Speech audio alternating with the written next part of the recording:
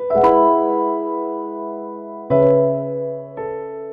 오늘 하나님 주시는 은혜가 저와 여러분 가운데 충만하길 기원합니다.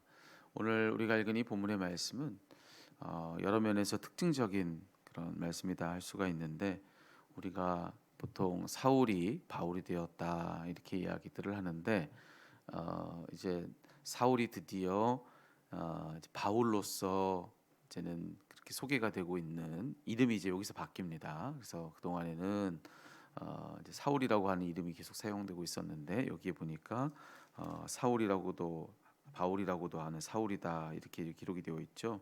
그러면서 이 이후에 그는 이제 바울이라는 이름으로 등장을 하고 있는 것을 우리가 말씀을 통해서 보고 있습니다. 바로 그런 어떤 변화가 보여지는 그런 지점이기도 하고요.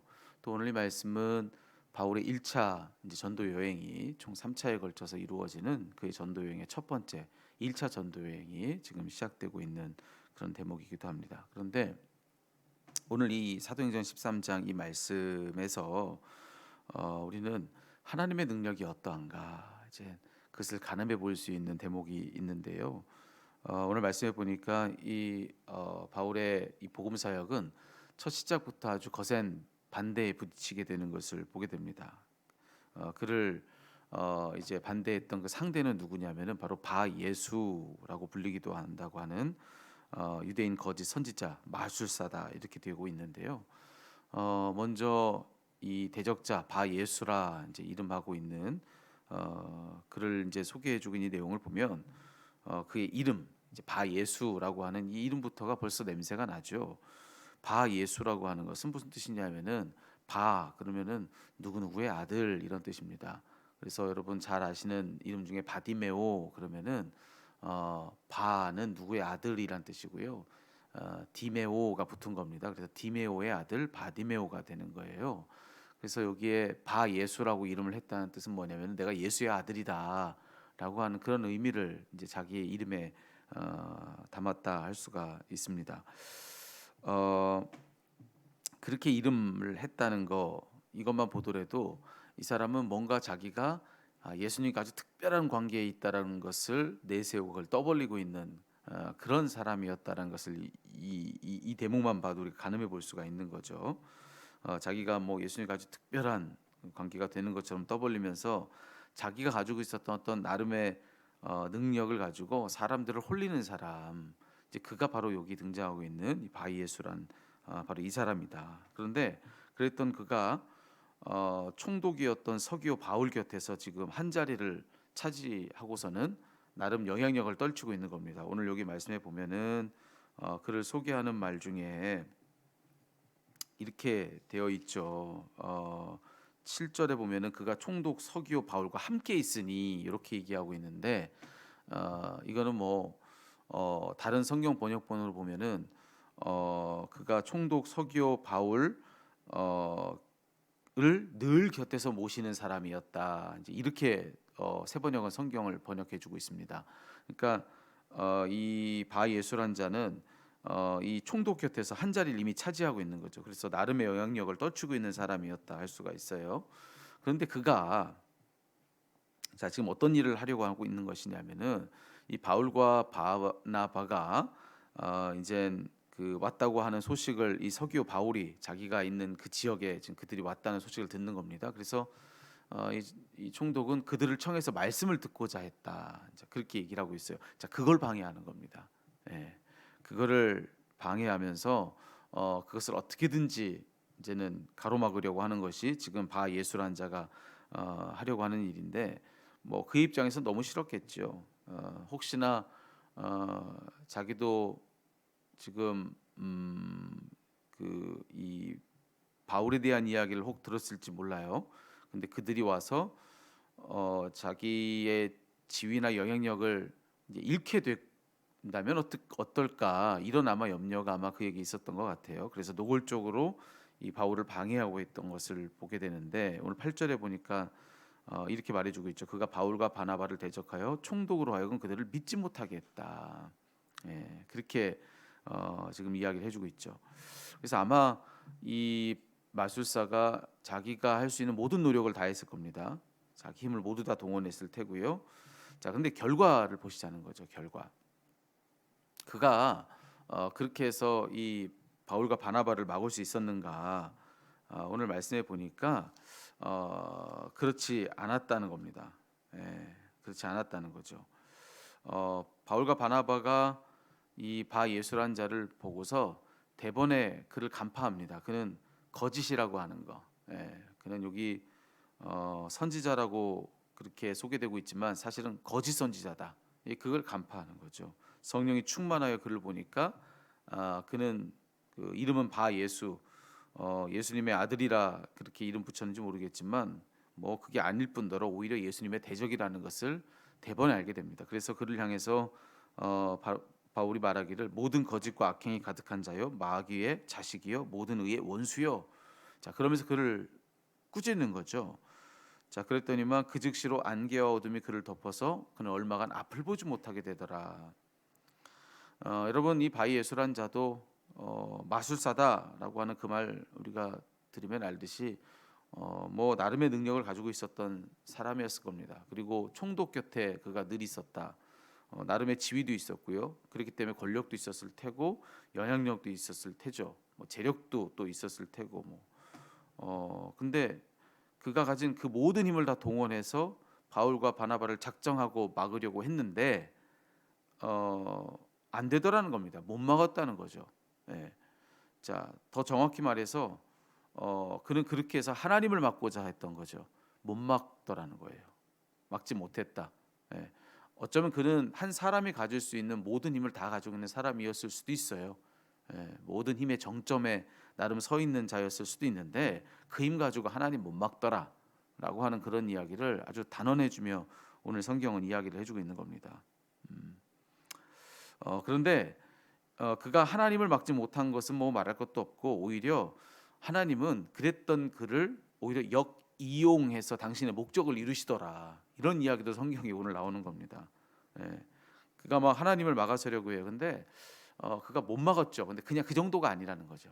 그냥 하나님을 자기 힘으로 못 막았다 이게 아니라 하나님은 오히려 당신을 막아서 있는 그를 또 그가 가졌던 그 하나님을 대적하고자 했었던 그 모든 힘을 하나님은 당신의 방법으로 사용해서 그걸 가지고 당신의 목적을 이루시는 분이시다.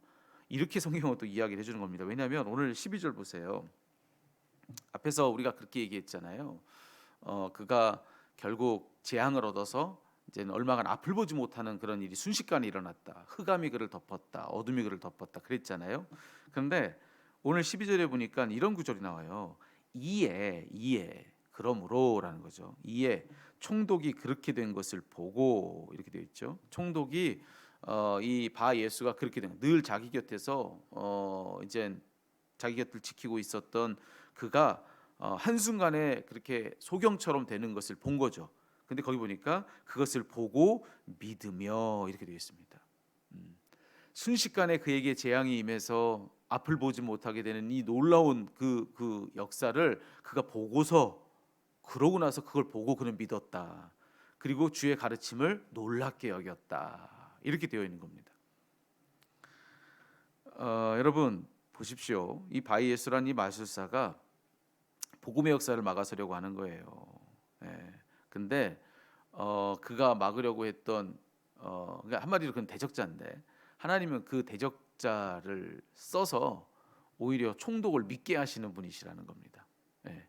여러분 보세요. 이 바이에스란 자가 자기의 모든 걸 가지고 이 총독이 바울과 바나바를 믿지 못하도록 대적했다 이렇게 돼 있잖아요. 근데 그랬던 이 바예수를 오히려 하나님은 당신의 방법으로 써서 그것 때문에 이 총독이 하나님을 믿게 하는 그런 일을 하나님은 하시더라. 여러분 하나님은 이런 분이신 겁니다. 그 누구도 하나님이 하신 일을 막지 못하고요. 그리고 그런데다가 하나님은 그 모두를 다 쓰실 수 있어요. 근데 오늘 말씀해 보니까 심지어는 당신을 대적하는 자마저도 당신의 방법으로 얼마든지 쓰시는 분이시다. 그래서 그걸로도 당신의 방법을 이루시는 분이시다라고 하는 겁니다. 그러니까 우리의 상황에 좀 적용을 하자면 하나님이 우리의 어떤 인생의 그 문제를 이제 도와서 그걸 해결하게도 해주시는 분이시지만, 근데 그 문제를 통해서 오히려 우리에게 필요한 일들을 또 하실 수 있는 분이시라는 겁니다. 예. 어, 예를 들어서 또 어떤 질병을 하나님이 우리에게 고칠 수 있는 그런 능력이 하나님께 있으시죠. 그래서 그걸로 우리를 낫게도 해주시지만, 그 질병을 통해서 오히려 우리에게 필요한 일들을 있게 하실 수 있는 분이시다.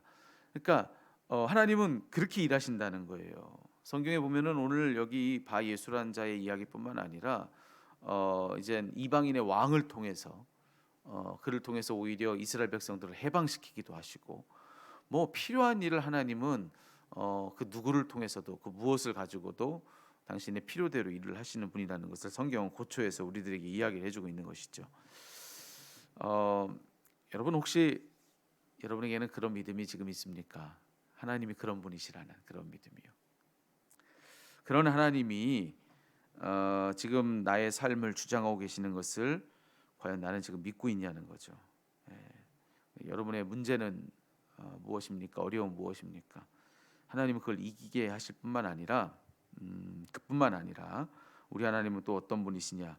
뭐 그걸 이기는 것만이 또 얼마나 큰 은혜입니까? 근데 그것만이 아니라 그것까지도 쓰실 수 있는 분이라는 거예요. 우리에게 참된 승리를 주시기 위해서 그냥 그거를 단순히 이기는 것 정도가 아니라 그것까지를 우리로 하여금 이제 참되게 이기게 해주시기 위한 당신의 구체적인 방법으로 쓰시는 분이라는 겁니다. 예수님 부활이 바로 그거 아니겠습니까? 우리에게 영생을 주시기 위해서 죽음까지도 쓰시는 분이시라는 그런 성경의 말씀들을 우리가 보고 있지 않습니까? 예수님 공생의 사역 동안에 이 땅을 살지만 사는 것처럼 살지 못했던 모든 이들에게 생명의 그런 은혜를 더해 주시죠. 걷지 못하는 자를 걷게 하시고 말하지 못하는 자를 말하게 하시고 그렇게 생명의 역사를 더해주셨던 것이 예수님이 하셨던 일인데, 그냥 생명의 역사를 더해 주시는 것만이 아니라 스스로 죽음을 통해서 영원한 생명, 죽음도 어찌할 수 없는 그런 참된 생명까지도 예수님 우리에게 주신 그런 분이시다라는 거 아니겠습니까? 여러분, 그런 하나님이 우리의 하나님이십니다. 만약 그렇다고 한다면 그분 안에서 과연 내게 무엇이 문제겠는가라고 하는 거. 네. 여러분 그것을 오늘 이 아침에 기억하시고 오늘 그 믿음으로 기도의 자리에서는 저와 여러분 되었으면 좋겠습니다. 절대로 하나님은 지지 않습니다. 어떤 상황 속에서도 하나님은 승리하시고 대적까지도 쓰셔서 우리에게 이김을 주시는 분이 하나님이시다. 고난까지도 쓰셔서 내게 참된 이김을 주시는 분이 하나님이시다. 고통도 어려움도 그것까지도 그걸 이기게 하는 정도가 아니라 그것까지도 쓰셔서 내게 온전한 승리를 하나님 주신다. 여러분 그걸 꼭 기억하시고 우리 하나님 믿는 믿음으로 오늘 이 새벽에 기도 승리하는 저와 여러분 다 되었으면 좋겠습니다.